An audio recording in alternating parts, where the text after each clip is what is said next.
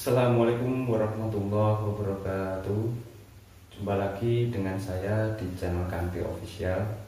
Di dalam video kali ini saya akan memberikan informasi ataupun sebuah cerita tentang pengalaman saya ketika saya dulu waktu masih kecil. Dan cara ini pun atau amalan ini saya juga sempat atau sering pergunakan dalam kehidupan saya sehari-hari, entah itu waktu menangani pasien ataupun untuk keperluan yang lainnya. Saya masih sering menggunakan amalan ini. Jadi amalan ini bertujuan atau kegunaannya untuk menetralisir, untuk pengobatan, dan untuk membuang energi negatif juga bisa. Jadi masih banyak lagi. Jadi amalan ini saya dapat atau yang mengijazahkan kepada saya yaitu orang tua saya sendiri, itu bapak saya sendiri ketika saya masih kecil dahulu, seperti itu. Jadi ceritanya seperti ini. Jadi untuk itu saya masih seumur 5 tahunan kalau nggak salah. Jadi saya masih ingat betul. Jadi saya masih umur 5 tahun sampai saya lulus SD. Saya itu sering mengalami kejanggalan-kejanggalan. Salah satunya yang saya ceritakan seperti ini. Jadi waktu saya masih SD atau masih kecil dahulu, itu saya sering yang namanya sakit dadakan. Jadi nggak tahu kenapa, padahal untuk hari ini saya masih segar bugar ya seperti itu. Besoknya atau nanti malam saya itu kayak kesetanan, nggak seperti itu ya. Maksudnya kesetanan itu kayak saya itu panasnya itu tinggi sekali, jadi panas demam. Dan saya itu waktu panas itu yang saya rasakan sampai sekarang juga saya masih ingat, atau gambarnya pun masih jelas sekali di memori saya.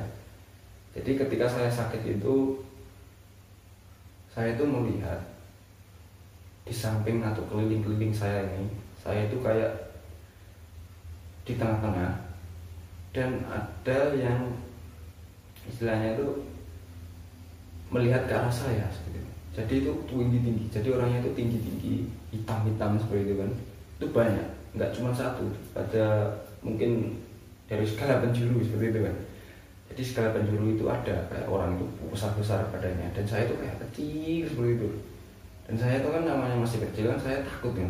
Jadi saya itu mau nangis pasti itu, nangis sambil nunjuk-nunjuk gitu kayak orang setan, sambil melirik-lirik kan seperti itu kan, kayak orang kena sawan seperti itu, anak kecil kena sawan kan.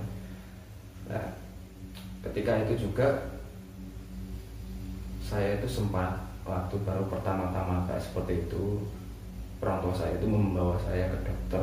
Jadi membawa saya ke dokter satu, nggak ada hasilnya. Maksudnya itu ya obatnya saya minum, resepnya saya minum seperti itu, ya hasilnya nol. Jadi dokter yang kedua sama juga seperti itu, dokter yang ketiga sama juga seperti itu. Jadi nggak bisa seperti itu. Nah, jadi bapak saya dulu kan juga orang pondok, istilahnya itu juga pernah ngaji lah ceritanya seperti itu kan, lebih enaknya. Jadi mungkin bapak saya itu juga teringat akan omongan atau ijazah dari gurunya, itu nggak tahu, atau jangan dari gurunya kan seperti itu. Nah setelah itu waktu malam hari untuk yang pertama kalinya saya itu dibuatkan sesuatu ataupun minuman seperti itu, buatkan minuman dengan amal-amal tertentu yang akan saya bagian nanti. Jadi ketika sudah membuatkan itu, saya itu disuruh minum, disuruh minum airnya itu. Nah setelah saya minum, besoknya saya langsung segar bugar kembali. Jadi gambar-gambar atau yang saya lihat itu sudah gak ada kembali waktu itu yang mengganggu saya. Jadi saya paham betul, mungkin ada teman-teman yang menyaksikan video ini yang punya anak ataupun keluarga ataupun teman yang mungkin kejadiannya itu mirip-mirip dengan saya. Ketika panjenengan lihat, coba buatkan seperti yang saya berikan ini nanti. Jadi untuk yang pertama, jadi saya dulu tanya ya kepada bapak saya ketika saya agak besar, mungkin kelas 5 SD kalau nggak salah. Saya itu udah nggak sering seperti itu lagi, jadi saya tanya bagaimana seperti itu kan. Terus habis itu bapak saya memberikan penjelasan sekaligus mungkin berguna, saya ibaratnya dijasa lah seperti itu kan, jasa langsung kalau ke saya. Jadi caranya itu gampang sekali. Jadi teman-teman, untuk yang pertama mungkin kalau malam atau siang juga bisa, karena itu kan sholat hajat seperti itu. Untuk yang pertama panjenengan berwudu, habis itu panjenengan sholat hajat. Jadi sholat hajat 2 rakaat sudah cukup. Setelah sholat hajat ataupun sebelum sholat hajat juga nggak apa-apa, sampai panjenengan siapkan air 1 gelas ya, siapkan air 1 gelas sudah cukup. Gelas kecil aja ya, segini, ukuran biasa itu sudah cukup. Nah, teman-teman letakkan di samping teman-teman dulu sebelum sholat hajat agar mudah nantinya. Nah setelah itu teman-teman baru sholat hajat, 2 rakaat juga udah cukup, atau 4 rakaat gak apa-apa, terserah teman-teman aja enaknya yang mana.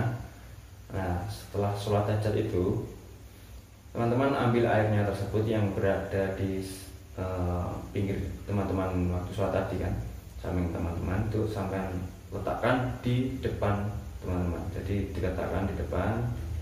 Nah setelah itu teman-teman bertawasul dahulu.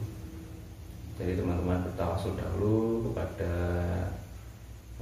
Nabi Muhammad SAW, kepada sahabat-sahabatnya, kepada 4 malaikat, kepada para syekh, para wali.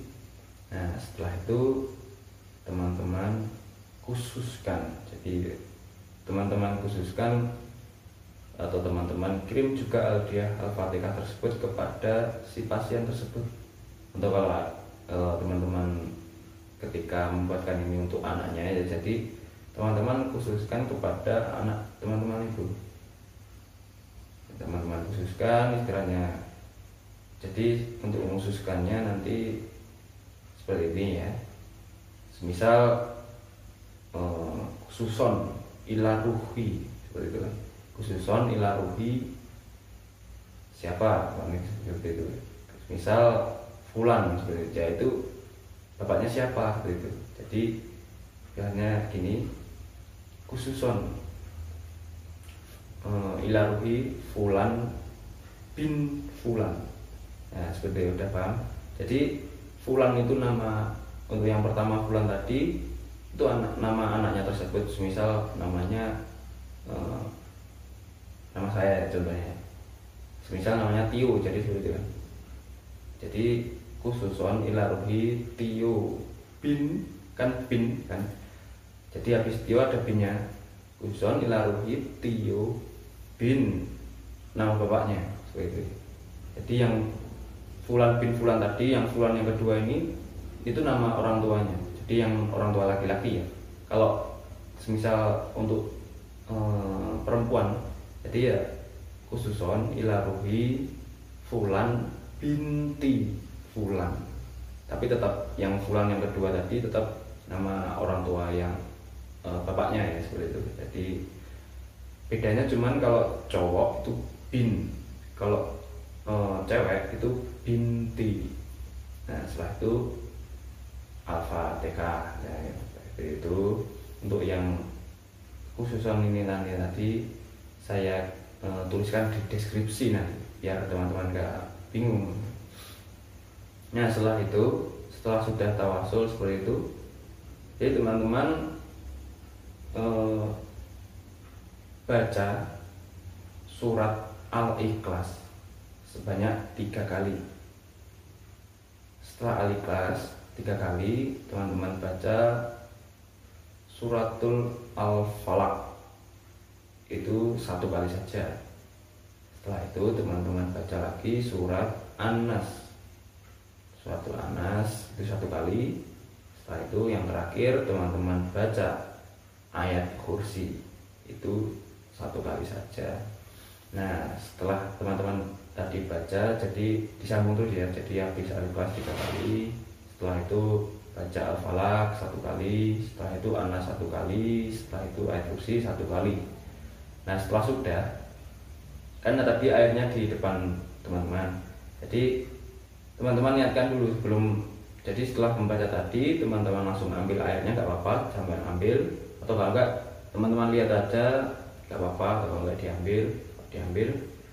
Nah, setelah itu niatkan dalam hati ya, dengan keyakinan, dengan niatkan intinya untuk kesembuhan. Jadi agar si pasien tersebut atau anak tersebut terhindar dari bala, dari gangguan jin, dari energi negatif dan sebagainya. Jadi intinya seperti itu, teman-teman bisa kombinasikan sendiri.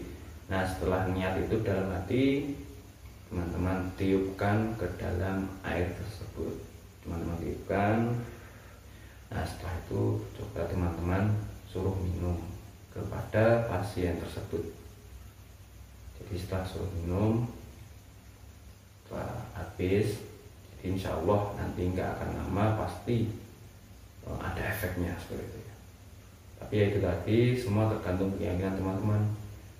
Sebenarnya amal ini bagus bila teman-teman itu memang yakin dan pasrah kepada Yang Maha Kuasa. Jadi dengan keyakinan itu akan memberikan power atau booster kepada bacaan dan media tersebut. Jadi teman-teman boleh amalkan bila mana ada keluarga ataupun saudara-saudara yang sakit, entah itu penyakit medis maupun non medis. Jadi teman-teman praktekkan cara yang tadi, insya Allah atas izin Allah, bila Allah berkehendak, insya Allah pun fayakun, semua pasti akan terjadi. Di pengalaman ini bisa teman-teman lakukan. Sebisa mungkin jangan lupa teman-teman tetap yakin, pasrah, dan istiqomah. Maksudnya gimana? Jadi apa yang kita lakukan itu kita semua harus pasrah. Jadi pasrahkan kehendak kepada Yang Maha Kuasa dan yakinkan itu juga. Dan bila sudah yakin, jangan lupa diistiqomahkan. Maksudnya istiqomahkan itu gimana? Jadi amal-amal itu tadi teman-teman boleh praktekkan. Bila mana teman-teman sudah coba 1 kali misalnya, nanti kok misal belum ada efek atau efeknya kurang atau gimana, itu jangan menyerah, jangan pantang menyerah ya teman-teman. Tetap nanti teman-teman lakukan. Untuk yang kedua kalinya teman-teman lakukan, nanti untuk yang ketiga kalinya, siapa tahu nanti yang ketiga kalinya nanti akan berhasil. Dan setelah itu keberhasilan tersebut akan menambah keyakinan seperti itu ya.